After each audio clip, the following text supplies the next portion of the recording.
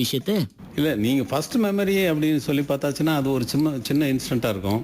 எங்கேயோ கேட்டதா ஸ்கூலில் கேட்ட ப்ரேயர் சாங்காக இருக்கலாம்.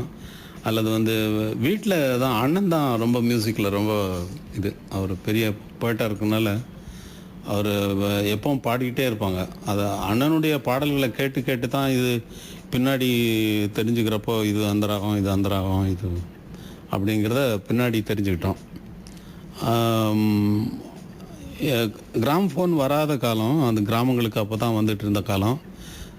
கிராம்ஃபோன் மியூசிக்கை சொல்லலாம். கிராம்ஃபோனில் வந்த டிகே பட்டம்மாளுடைய பாட்டு எப்படி பாடினரோங்கிற அந்த பாடல், தியாகராஜ பாகவதனுடைய கீர்த்தனைகள், தியாகராஜ பாகவதர், பியூ சின்னப்பா பாடினது, கேவி சுந்தராம்பாள் பாடினது, அப்புறம் டிஆர் மகாலிங்கம், இப்படி லிஸ்ட்டு சொல்லிட்டே போகலாம்.